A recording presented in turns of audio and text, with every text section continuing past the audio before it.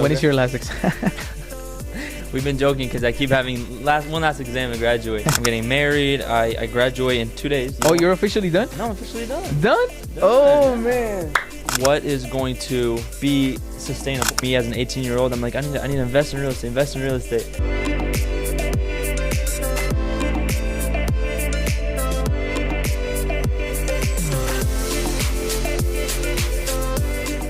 Hey guys, welcome again to this podcast. Today I have my good friend and a buddy of mine, someone that we have done deals with, business with, and now we're into a land development journey.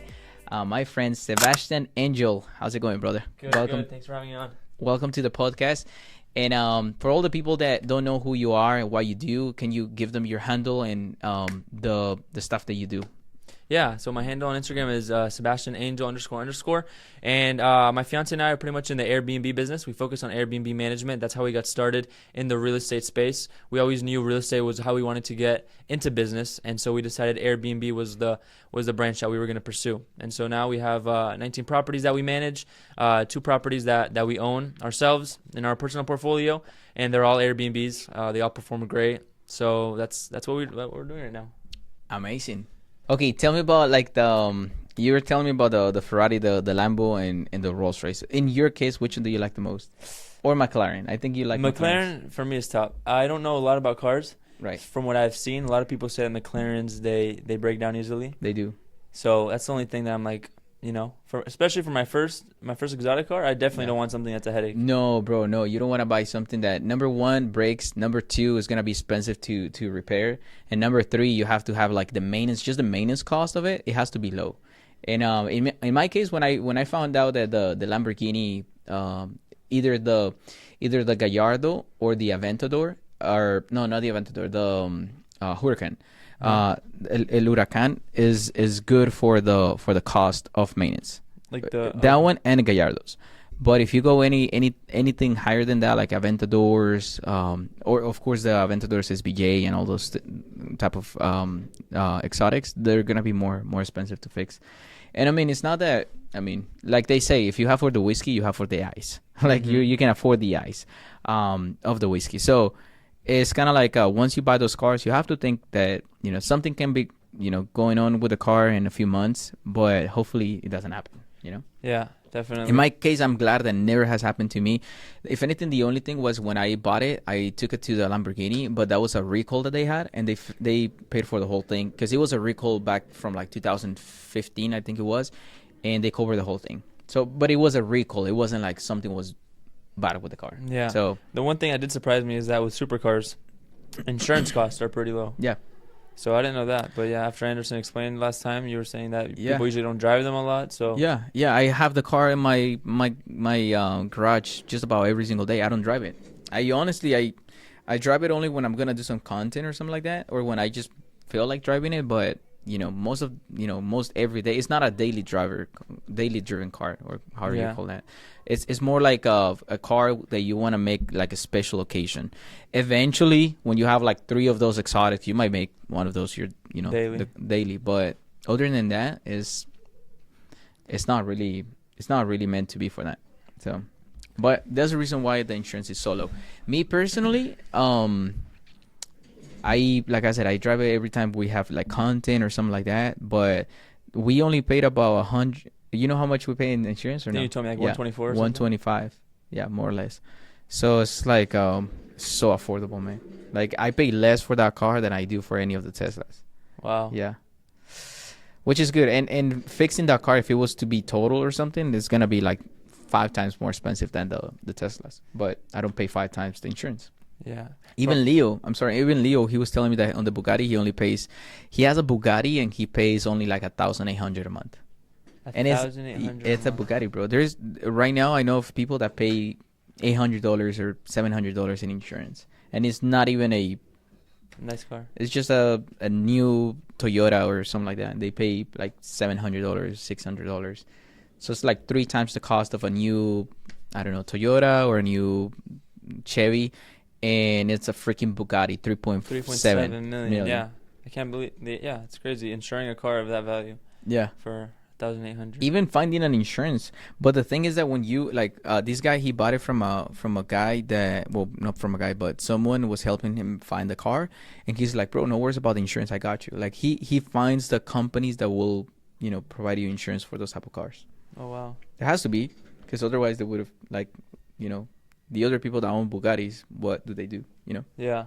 So As far as reliability, I've heard Porsche are pretty reliable. oh, So, Porsche are fun to drive. They're not that flashy though. yeah, so- that's the one thing. Especially for if you want to build a brand around your car, or you want your car to help build your brand. Yeah. Not so much. You have to not so start. flashy. You have to start with a Ferrari or Lamborghini, like, or McLaren. But once again, McLarens. I have friends with McLarens, and they always complain about the car being in the shop. Yeah. So, I mean, they're fun. They're nice. I really like the doors. Like most McLaren doors go up, just like the Aventador doors, which is nice. But other than that, man, I don't know. I think I'm a Lamborghini guy now. As like I want to sell my Lamborghini right now to buy another car, and I've realized that I've been kind of like looking at cars. Lucero wants a Rolls Royce. I'm like, no, I think I want like either Lamborghini or Ferrari. And I've noticed that, I mean, I've looked at what's out there for like our budget, and I'm like, and we want to buy something that's like less than 400,000. So I'm like, I feel like it's more of right now for me, I'm more of a Lamborghini person than I am of any other, you know, McLarens, Ferraris. There's one Ferrari that I like. That's the one that I told you, the FA. Other than that, I don't think I like too much other Ferraris. I don't know. I just personally, personal opinion. You guys, maybe you guys like Lambos, I mean, or McLarens or other cars. Awesome. I personally, I feel like I'm a Lambo guy. You got to post on your story a poll, a survey, and put the different your top 3 cars, top 4 cars, and have them vote. What should we include in there? Lambo, Ferrari. Rolls, and maybe we throw in a Bugatti. we throw a McLaren. Oh, yours. Yeah. You like yours? I do and I don't. So I do like it because my family is growing now. We have, you know, now it's 3 of us, no, 2 of us. So for instance, buying an Aventador is gonna be, because Caleb is gonna be growing, right? But the car's not for Caleb. The car is for me and my wife. But the family is growing, so I'm thinking, well, maybe I need to buy a car that's like at least 4 seaters, right? Like I need more seats now. So I was thinking of a Urus, but I like, because it is, you know, it is a Lamborghini, but I don't really like that. Just kind of looks too, like, if you see it on the street, you sometimes you know it's a Lamborghini, and if you see it from far away, you don't even know it's a Lamborghini. I think it's like an Audi or something. Yeah. So you want a car that's fast. It seems like that's what you want. Fast, and Flashy. I guess flashy is not really like the word. I'm not too concerned about flashy, because someone was telling me, oh, you need to do like a green color or something like that. I'm like, it doesn't have to. It can be black or white, which is not flashy on a Lamborghini, right? But it's not that I want to make it flashy. It's that I want a car that when you see it on the street, you know what type of car it is. You know, like for instance, I'm driving the Lamborghini and I get the same reactions that someone with a car that's worth $1 million. Yeah. You know? I know what you mean. Yeah, so people know it's a Lamborghini. They don't need to know how much it is. They just know it is a Lamborghini. So even this purchase that I'm about to do, like going from a $140,000 to like $400,000 car, I know for a fact it's not gonna make that huge of an impact for people who don't really know about cars. Like people on the street, when I'm driving my Lamborghini right now, like a lot of kids and you know, young adults and people and adults and all these people are like, oh my God, Lamborghini, right? Like I see their faces kind of like as I'm driving by. If I was to buy this $400,000 car, I know I'll get the same impressions. It's not going to be more just because it is a $300,000 more expensive car. Yeah. So, but I know that within the community of car enthusiasts, people that like cars, they know what type of car it is, you know, and it you know, it makes me feel good to know that now I can buy a car that's almost $500,000. Yeah. So just personal opinion, and then it's a write-off. True. Because you gotta be smart with money. But anyways, so tell us about you, man. Tell us about like the stuff that you do. A lot of people, you know, especially younger people, they don't know how to start business. They don't know how to start making money. You're a pretty young person that's very successful, and I really admire you, man. Like I feel like if I was to bet my money on someone that I know is gonna be multimillionaire, it will be you. Thank you. Yeah, because I know how hard worker you are. You're a person that works hard. You're a person that's smart. You're a person that you have a lot of like even if you come like to find obstacles, you try to find a way out or find the solution. So that's, I feel like, some of the skills and some of the things that someone needs to be successful. So Yeah. tell them who you are. Yeah, well, I'm 21 years old. I'm in real estate. I focus mainly in the short-term rental space, and like a lot of young people, we figure out about business, and then some of us get into real estate, and we realize that real estate is what we want to focus on. And so for me, that was kind of the case.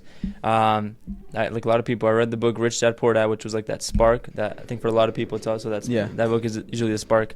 And so that book, not only did it tell me that I wanted to get into business, but I also wanted to get specifically into real estate. And a lot of times you kind of just get, how do you want to get in real estate? Like you don't really know the path that you want to take. And so for me, it was like that. I was like, I just want to get in real estate. And I thought, me as an 18-year-old, I'm like, I need to invest in real estate. Well, do you have money? It's like, no, I don't have money, but I want to invest in real estate. I kind of went down that rabbit hole where I was like, okay, well, I can't invest in real estate right now because I need to build up the capital. So I need to get in business. And then I realized that in business, there's also branches in business that you can get that are within the real estate space. And so that's kind of when Airbnb came across my feed on Instagram. I decided that's what I wanted to do. Found out about this business model called Airbnb arbitrage, which is subleasing a property. So you rent it out from a landlord on a 12-month lease, and then you sublease that property onto Airbnb. Okay. So that's kind of how we started. And I'll kind of get into it later about how there's three different ways that you can get into Airbnb as an operator. But yeah, that's how I started, and it's been about three years now that we've been doing that. And so now we focus mainly on Airbnb management, so managing for clients, managing for investors and homeowners. Right. How many properties are you guys managing right now? We have 19 properties right now. That's amazing. And you're 21. So it's 19 Airbnbs or 19 properties that you guys manage, and you're 21, man. That's so amazing.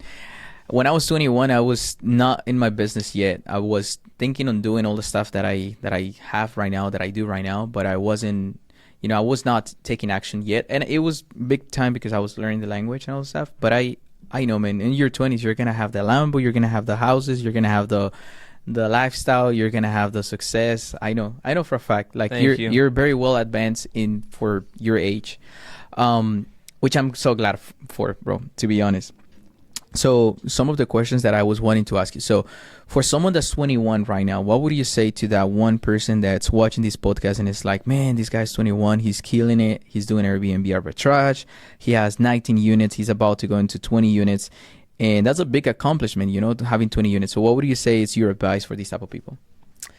So I'd say specifically since I'm doing Airbnb, I'll talk about Airbnb. When you get into real estate and Airbnb specifically, there's three different ways that you can get into as an operator. So the first one is the subleasing model, which was what I was talking about earlier, which is when you rent a property out and you sublease it onto Airbnb. That's one way you can get onto Airbnb. The other way is as a co-host or managing Airbnb for clients and for homeowners. And then the third one is buying a property for Airbnb. Okay. So the thing I would say is if you're brand new and you want to get into Airbnb, subleasing is a great way because you're providing direct value to a homeowner, someone that wants to rent their property out long term. You're renting out their property, you're giving them the guaranteed rental income, and you're able to rent it on Airbnb and profit yourself. As soon as you start getting experience and you feel comfortable operating an Airbnb, you've gained some experience. Now you're able to show something for yourself as far as experience. You can then start doing what's called the co-hosting model, which is pretty much management for Airbnb. Okay. Because at that point you're now able to sell yourself to a landlord or a homeowner or an investor that how to operate an Airbnb. You can make the money, and that way you're able to take a commission of that part of that income, and then you don't have to come up out of pocket to put up first month's rent, the furniture, or anything like that. So those are the two ways to get started. And then obviously purchasing property, which is always the goal. You should always be looking to invest in property as a long-term play. The first two that I mentioned, those are mainly for the monthly income, the monthly cash flow. To get it started. Exactly. But once you start purchasing, you start building long-term wealth. You get the cash flow. You get the tax benefits. So that's the goal. It's always to be purchasing. Okay. What's your goal within Airbnb? Like, do you want to get to like 100 properties or even more, or where do you see yourself like in the next couple of years or a few years? So definitely continue scaling that business. For me, what I've came to realize the last couple of months is that what I'm really passionate about is business, in general. So a lot of people, they get into business and maybe they don't look at business as, okay, I want to become an expert in business and scale companies. They look at it more as like, okay, how can I make some passive income and just be able to be financially free? That's usually what attracts people. Right. So for me, business is what I've realized that I really want to get good at. And I know it's it's going to be a long process. It's a lot to learn. Business includes lots of different things. For me, Airbnb is not what I think I'm going to do for the rest of my life. Partly because when I think of this as a long-term play, I always look at it as what is going to be sustainable. Like, what am I going to be able to do for a long term sustainable, as a sustainable business? And with Airbnb, it's great. It's been around for almost 10 years now, I think, but a little over 10 years. But I want to think of something that I'm not really dependent on any third-party like platform. a platform or something like that. Exactly. Now, don't get me wrong. Airbnb is very stable, right? It's growing. They're a really good company. The CEO is a very admired guy throughout business, and so I think it's a strong company. But for me, I really want to think when I'm 80 years old, I want to be doing something that I started back when I was 21 years old. I want to say I'm an expert. I know every single little thing about this business because I've been doing it since I'm 21 years old. Right. And so it's something that is completely scalable long term. So obviously Airbnb, you can make great income, great cash flow. But when I think like long term, I don't think that's going to be the thing I'm going to do for the rest of my life. Right. And that's very smart because here's the thing. So if you're fully dependent on the one platform, right? Like let's say in 5 years, these guys to go, does something that's not correct with the business, and now the whole business goes bankrupt, let's say, right? So what is going to happen to people that have 100 units on Airbnb? Now they're going to be up in the air. There's basically no business coming to them. They can be on VRBO or some other platforms, but it's like you're still fully dependent on someone else's kind of like, business per se. In other business, you're also kind of dependent on other people or other businesses, but I feel like being fully dependent on that is gonna be bad. I don't think that's gonna be a good thing. So that's very smart. Yeah, definitely. I want to think of something, as I start to transition and progress in my real estate, investing and business career. I want to think of something. What's the most scalable thing that I can possibly do?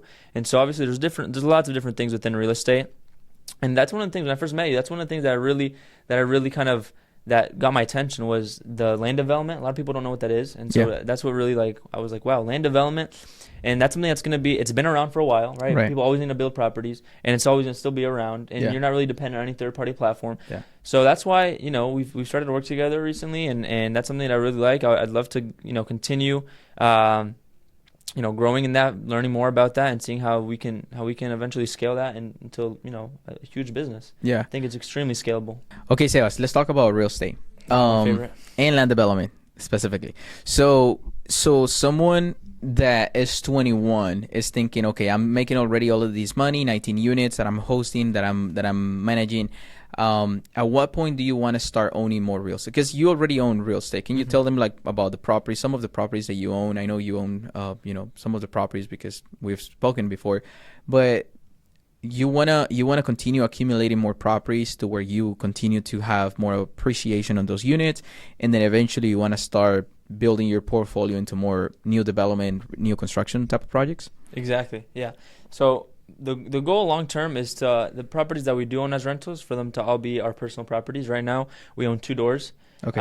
This is a property that we bought, which I'll get into. This is something that I recommend if you do have some capital, you want to invest, or maybe you've heard about house hacking, you want to live in one unit. The strategy that we implemented into the property that we own is that we bought up a single family house and we divide it into 2 units. So one side is an apartment studio. Okay. The other side is a regular 3-bedroom home. It's a little bit smaller, but it's 3 bedrooms, 1 bathroom. And so by us doing that, we exponentially grew the revenue on that property. We bring in about $8,500 a month just from that one property. Wow. It's an old house. It's not big at all, and it's just a little apartment studio. And the apartment studio is the size of a bedroom. That's it, a bedroom and a bathroom. And so I'd say for somebody getting into real estate, a great way is implementing that strategy early on. You can do FHA. Obviously, I'm sure people have heard about that strategy, house hacking. Get an FHA loan, only 3.5% down, living on one side and renting at the other. So that's a great way to get started.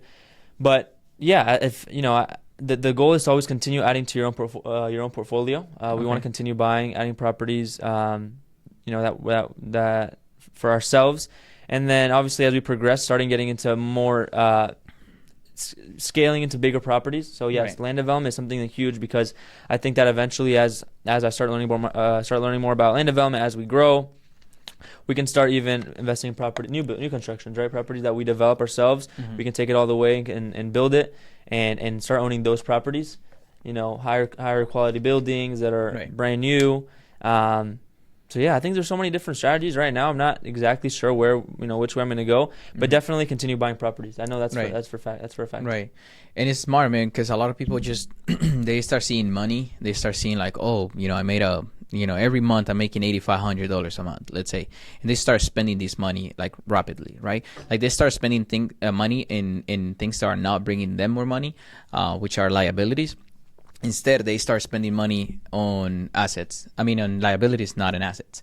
So all of that to say that multiple times I've seen people not investing in things correctly. So the way that you're saying it right now, it just sounds to me like that's the reason why I said, if I know you're gonna be a multi-millionaire even in your 20s, just because that's exactly, if I was to look at myself back when I was 21, I already had the ideas, the vision, the goals. I had certain obstacles, and I was more focused on those obstacles than I was on actually fulfilling them. Like, for instance, the language. I was like, Yeah. oh man, but I don't speak the language. So my first job was at McDonald's, where I could have gone to a bank in town, back in Washington, where most of the clients were actually Spanish speakers, right? So I was like, why did I, now that I am more like smart per se with money, I'm like, number one, why did I want to work for McDonald's instead of at least going to work for a bank where I can learn about money, right? And number two, if even better, why did I think about working for someone else instead of just opening my business when I was 20, when I was 19, when I was 18? I moved to the States when I was 18.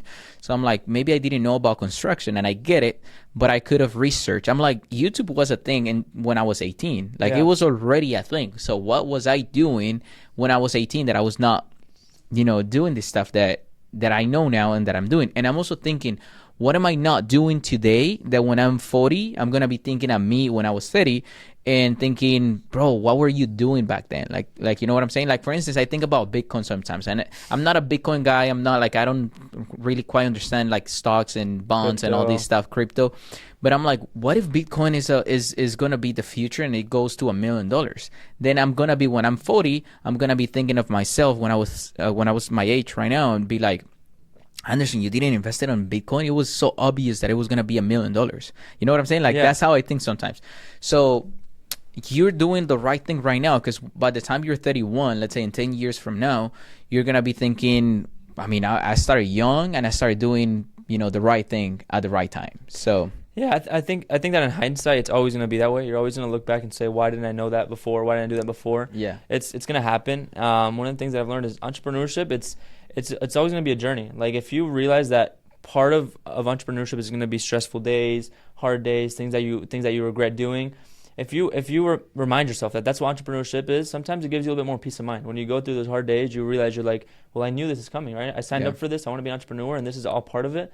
So, yeah, it's always going to be that way. To your point earlier about, why did you start working at McDonald's? I think that's something huge. I tell my brother all the time, and I think anybody that's still in high school or is really young, but they know they want to get into entrepreneurship maybe later on down the road. I think it's really important to practice what I read in one of the things it talks about in Rich Dad Poor Dad is work to learn, not to earn. So Mhm. definitely, if you're young and you're in high school and you wanna learn something, or you want to start working, making money, work in something that's going to teach you something. Yep. Not just something that's going to make you money. Yep. So I think that's really important. And then earlier you were saying about, a lot of people, they start making money, they start purchasing liabilities. It's huge. I'm a big believer in, buying assets before we buy liabilities. Yeah. And that was one of the first things I took from Rich Dad Poor Dad. And it's funny because a lot of people, so we bought that property. That was our first big purchase was that property we made. And I'm so happy we did that. That was our first asset that we purchased. And a lot of people, they talk about house hacking. And I don't hear a lot of people talking about this, what I'm about to say. But they say, oh, yeah, buy a property, house hack it, live on one side, rent out the other. We bought a property and we divided into 2 units. And we could have easily house hacked. We could have been living rent-free. We could have even been cash flowing while living on the property. But what a lot of people don't mention is that we decided to not live in the property, furnish it, rent it on Airbnb, and now with the money that we're making, because of one side would cover the mortgage and then some, and then the other side we would cash flow a ton more. We can use that money and then go spend that on liabilities or other things. Yeah. So, for example, in our case, we recently moved out. We've had that property for over a year now, but we recently moved out. Why would I live in that little apartment studio that we remodeled and we converted into a furnished unit? Right. Why would we live in that little apartment studio when the cash flow that little apartment studio can bring me on Airbnb can pay for a beautiful apartment that we just moved into and live there in a way nicer building with all the amenities, with community. Which is so nice. It has the best view. I saw the video and photos, and I'm like, man, it's amazing. Exactly. So you're right. You're right. It would be more expensive for us to live in that apartment studio because what we're missing out on revenue, that's technically how much we'd be paying to live in that studio. And so it just doesn't make sense. So I'd say a lot of people, although house hacking is a great strategy, definitely look into it. Sometimes it's even better to rent out all the units if you can. Maybe if you have an FHA, maybe you have to live in the property, but there's always a workaround. I'd say you can rent out that property that you were to live in and be better off. No, I agree, man. I agree, and that's some of the stuff. So what I did on my first property was similar, but it was an FHA loan and it was a fourplex. So back then Airbnb wasn't a big of a thing, but I imagine right now trying to buy a fourplex with an FHA, you can pretty much not find a fourplex for less than 600. I think the FHA regulation right now is like 670 something. So for instance, what I'm trying to say is that it's so hard to find the same fourplex that I bought for $300,000 to find it now for less than even more, less than $1 million almost. But what you have to do is that you have to adapt. If you can now find a fourplex, because you can buy up to 4 units with an FHA loan, 3.5% down. Yeah. But if you can now find that, because different times, right? Like we're now before COVID, or now it's post-COVID, so things are more expensive and properties, real estate is more expensive. But people have to adapt. Right now, the thing is Airbnb. So just go buy a property, do it on Airbnb, boom, you're good. So, which is great that you're doing it that way. A lot of people are not even taking advantage of just going and applying for a primary home. I know of someone that I'm actually now mentoring that for 6 years has been working at I'm not gonna say the place, but it's been working at these. He's in the medical industry, right? Mm-hmm. And he's been working for 6 years. He's getting paid every month and all this stuff. 6 years of taxes, and he still don't have his primary home. So he's been missing, like even the first year. Let's say the first year was just because he was waiting for his taxes and stuff. The second year he could have purchased his primary and then move to another primary and then make this an investment and then move to another primary, make this an investment. He could have owned like 5 houses. Without saying that this one property, like everyone could have been like multiple units. Yeah. So a lot of people, let's say he's 35 right now. I think he's about 35. So right now, he's wasted per se like 6 years of like approvals that he could have, and he could have leveraged all of that. But that's the reason why it is important to have a mentor. And now that I'm mentoring him, I'm like, okay, let me kind of catch up with like the stuff that you kind of like, missed on these last 6 years.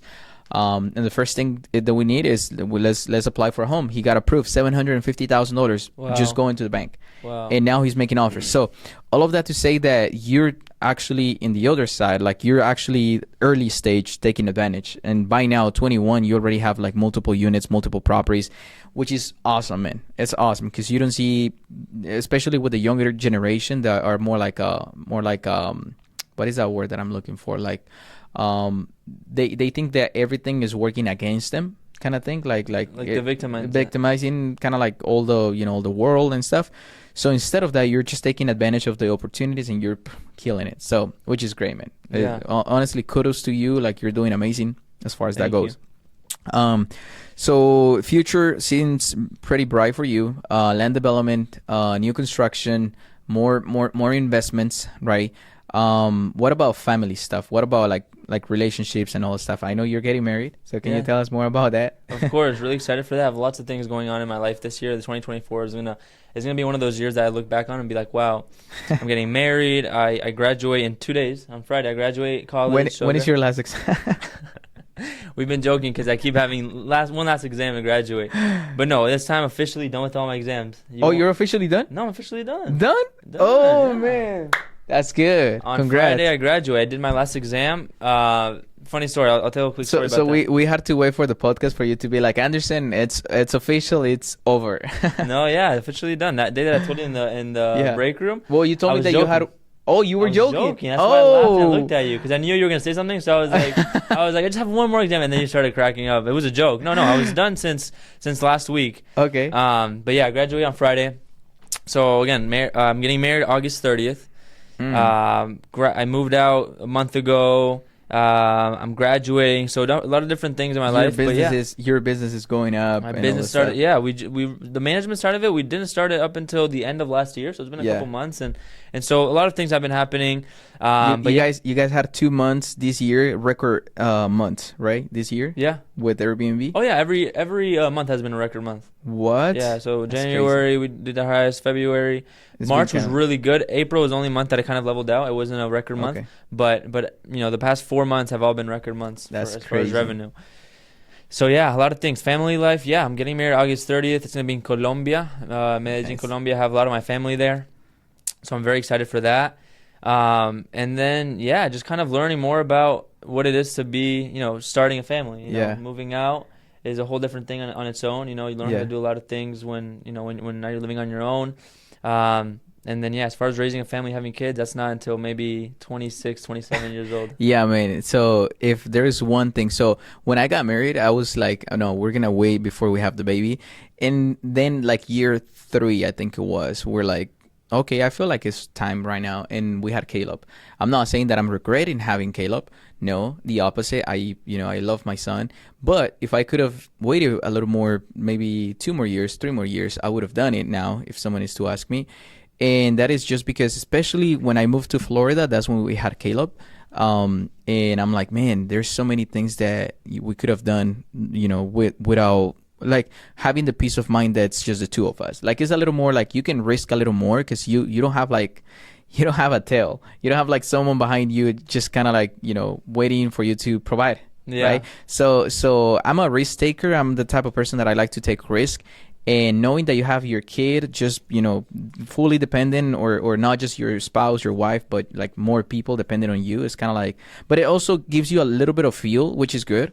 So, but I will say, if I would suggest the more you wait, the better, but not to a point that's more than 5 years per se. Yeah. Like more than 5 years is kind of like you also want to grow a family and all of those things. But at the end of the day, it's just how the couple, because you guys are gonna be one, right? Mm-hmm. So it's how the couple who are getting married feel better. It's about the family. It's about like maybe you don't want the kids for 5 years, but she does, right? So it's kind of like whatever makes you guys feel more in agreement. But yeah, I think about that all the time, what it's like to be a dad, and obviously I'm still a lot of years away, but I just think about how much of a responsibility that's gonna feel once that time does come, and I wonder, but one step at a time. Yeah, the day he was born, the day that Caleb was born, I felt like some additional weight on my shoulders, like literally, like I was feeling like heavy that day.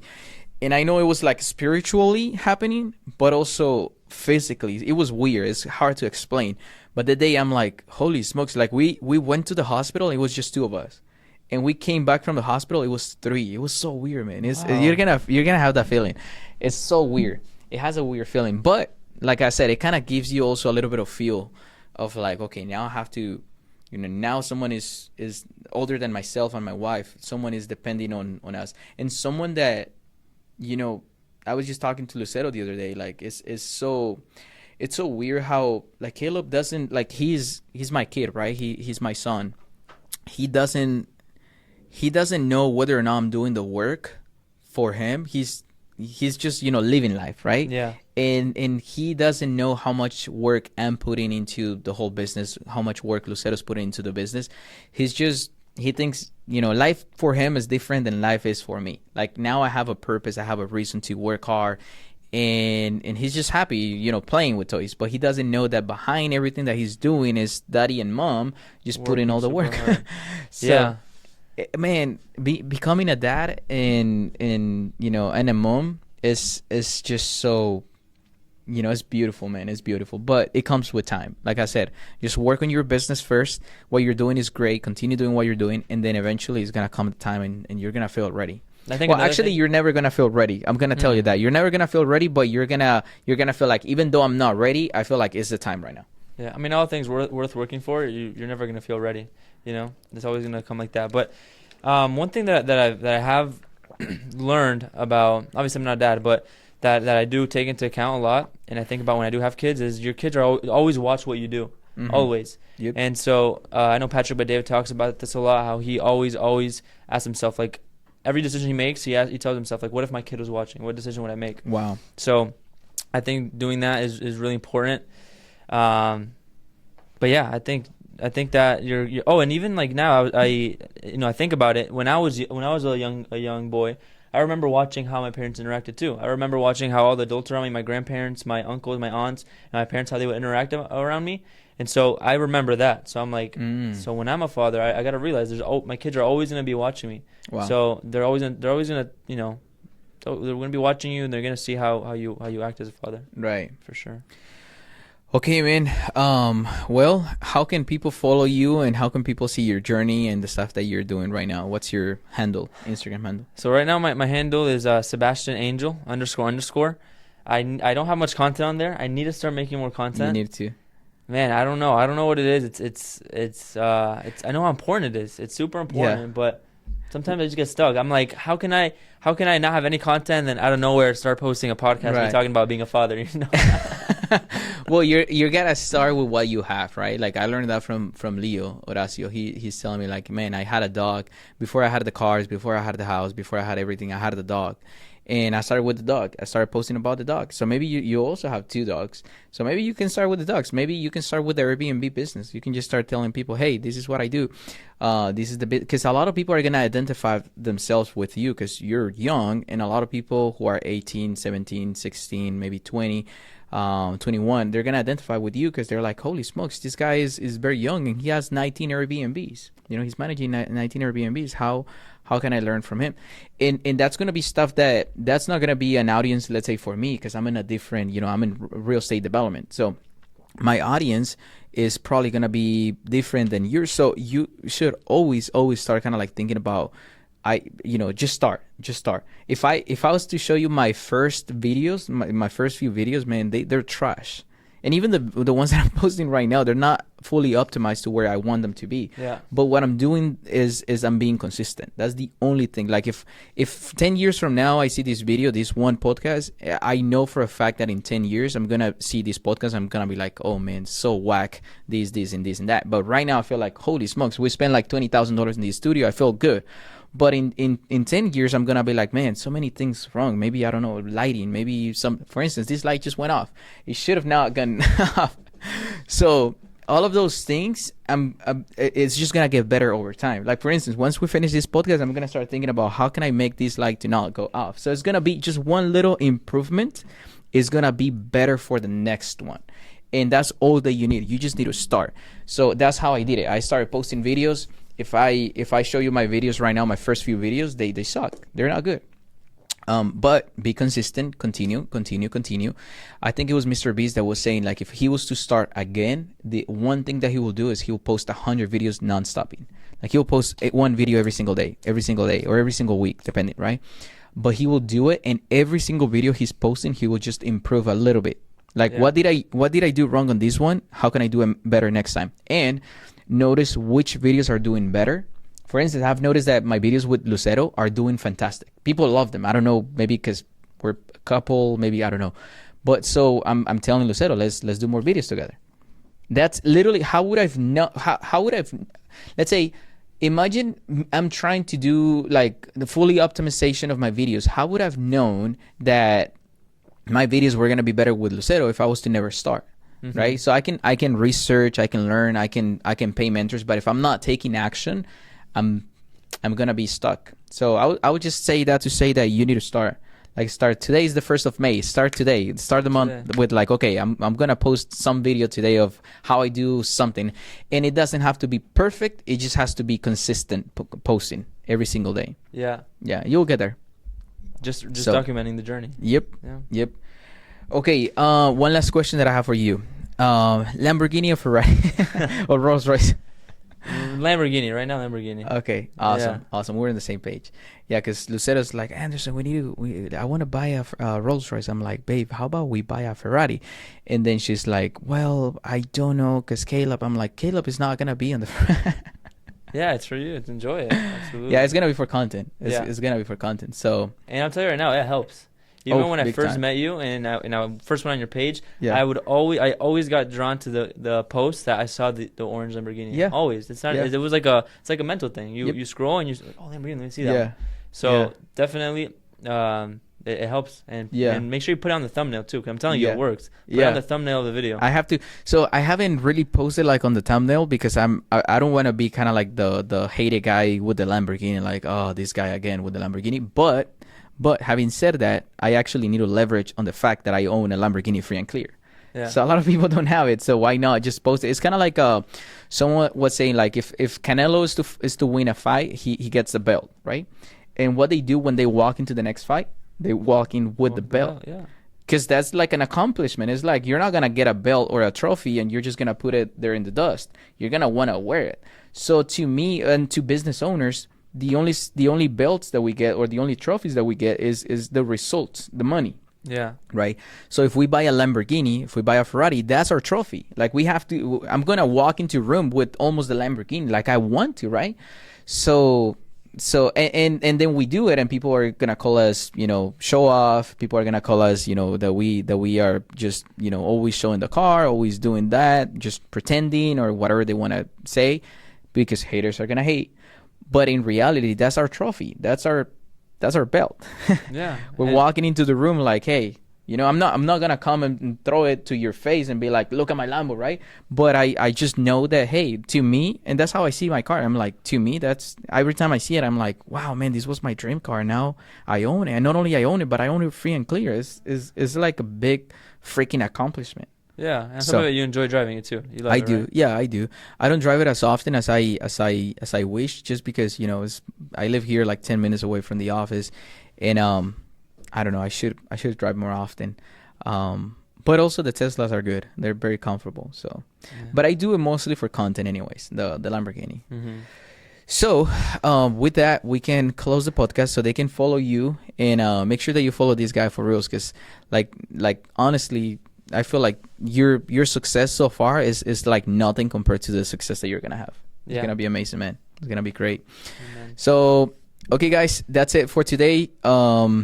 Any last words? Any last things you wanna say? Last little tidbit that I give is for anyone getting started in business, whether it's real estate, whether it's business, whatever it is.